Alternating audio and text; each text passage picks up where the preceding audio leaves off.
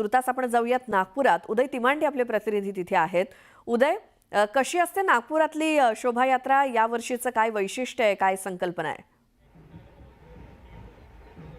नक्कीच दरवर्षीप्रमाणे यंदाही नागपूरकरांना या नवीन वर्षाचं स्वागत करण्यासाठी जे आहे ते शोभायात्रेचं आयोजन केलेलं. आपण सध्या तात्या टोपेनगर इथं असलेल्या गणपती मंदिराच्या बाहेर उभं आहे. आपण इथं पाहतोय की सकाळी म्हणजे 6:30 वाजता जी आहे त्या शोभायात्रेला सुरुवात झालेली आहे. विविध चित्ररथ जे आहे त्या शोभायात्रेमध्ये सहभागी झालेला. त्यामध्ये राम दरबार असेल किंवा शंकराचं चित्र असेल ते असेल आणि समोर मराठमोळ्या पद्धतीनं साजरा केलं जाणारं नवीन वर्षासाठी जे आहे ते ढोल ताशा पथक असेल, लेझिम पथक असेल, अशा वेगवेगळे पथक आहेत, चित्ररथ आहेत आणि याच्या माध्यमातून जे आहे ते नवीन वर्ष उत्साहात साजरा करण्याचा हा नागपूरकरांचा प्रयत्न आहे. रस्त्याच्या दोन्ही भागात आपण पाहतोय की मोठ्या प्रमाणात जे आहे ते नागरिकांना देखील यासाठी गर्दी केलेली आहे. मराठी अभिनेत्री तेजश्री प्रधान देखील या सगळ्या कार्यक्रमासाठी आवर्जून जे आहेत ते नागपूरला उपस्थित झालेला आहे. आपण दरवर्षी पाहतो की या तात्या टोपेनगरमधून निघणारी शोभायात्रा जी आहे ती नागपूरकरांचं लक्ष वेधून घेणारी शोभायात्रा असते. त्यामुळे दरवर्षी गुढीपाडव्याच्या मुहूर्ताला जे आहे ते नागरिक या शोभायात्रेची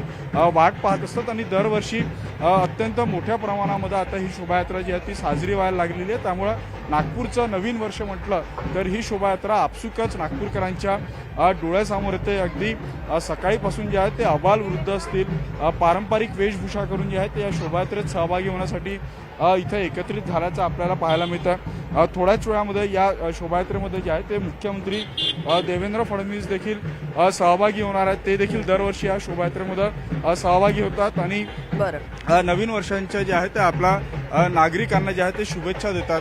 आता ही शोभायात्रा इथून पुढं 8 वाजता चौकाकडे निघाल आणि ज्या मार्गाने शोभायात्रा जाईल तिथून नागरिकांकडून जे आहे ते या शोभायात्रेचं मोठ्या प्रमाणात स्वागत केलं जाणार आहे. एकूणच काय तर हे नवीन वर्ष साजरं करण्यासाठी जे आहे ते नागपूरकर सज्ज झालेले आहे. मग अभिनेत्री प्रधान असेल किंवा मुख्यमंत्री देवेंद्र फडणवीस असेल हे देखील याच्यात असेल.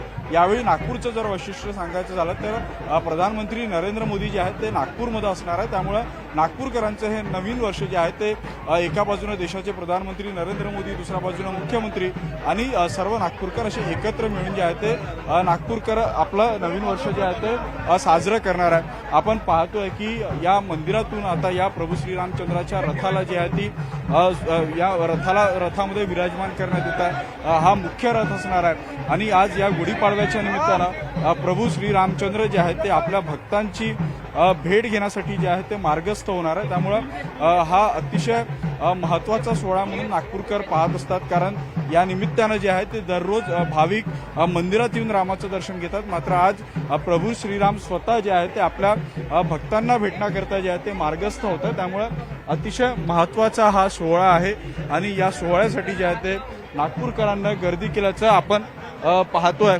अभिनेत्री तेजश्री प्रधान देखील या सोहळ्याच्या निमित्तानं जे आहे ते आता इथं सहभागी झाल्याचं आपल्याला पाहायला मिळतं.